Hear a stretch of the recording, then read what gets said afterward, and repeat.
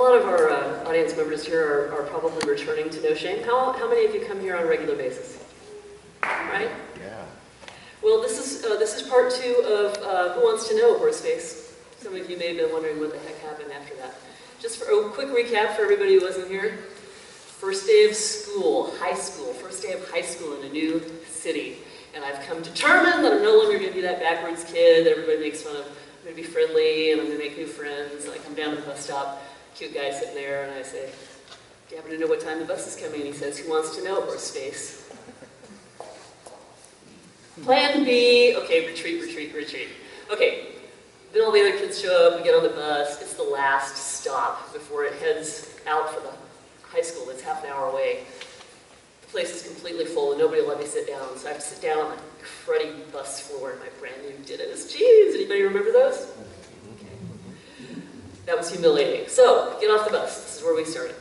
This is where we ended. I'm heading down to art class. I'm determined, I'm not going to let this get to me.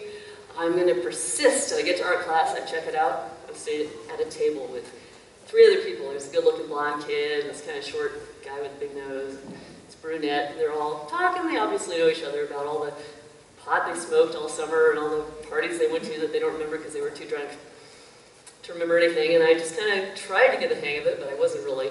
Finally made some innocuous comment, and the short kid with the big nose says, shut up, ugly. Okay, fast forward, 3rd class. Freshman English. Okay, the teacher is late for some reason.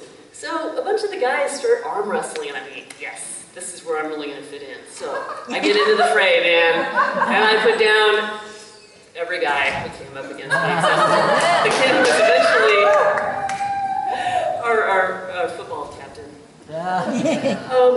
The cute blonde kid in my art class wrote in my yearbook at the very end of senior year, it was great knowing you, Brute.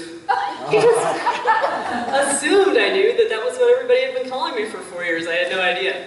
And then the day we graduated, the short kid with the big nose came up to me and he said, congratulations, ugly.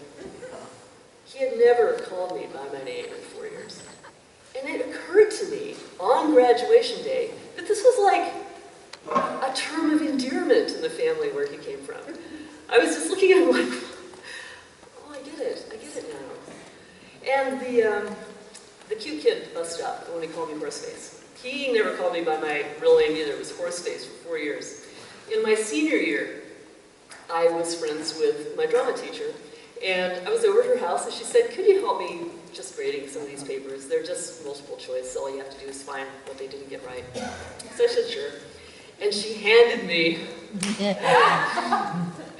Adrian's paper. This is like bonehead English. Did I say senior? It was junior year. And I was like, oh yes, get out the red pencil. I could hardly wait to find a mistake. I was absolutely appalled. Did anybody see the Super Bowl? Nobody saw the Super Bowl.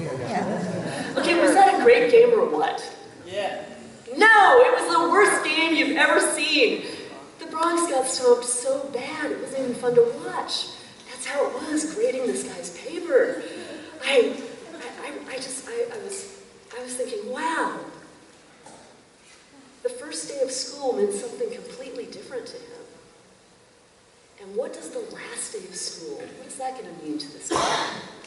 Someone who can probably hardly even spell his own name. So, my point is that all of us go through high school feeling like we're the one that everybody's dumping on. Not too many people I've talked to as adults felt like they just sailed through high school, had a great experience there. But every single thing that happens to us in high school has the power to shape who we are. And if we pick the right things out, instead of walking around feeling like a Horseface for the rest of your life, instead of feeling like you're ugly, eventually you figure out that the reason the kid with the big nose is calling you ugly is because he comes from a household where all the brothers punch each other in the arm as hard as they can until somebody cries, and that's their idea of fun. And people who can't spell and whose parents beat them when they come home with D's or F's, or maybe don't even care enough about what they got on their report card to say anything about it at all, are going to be doing a lot worse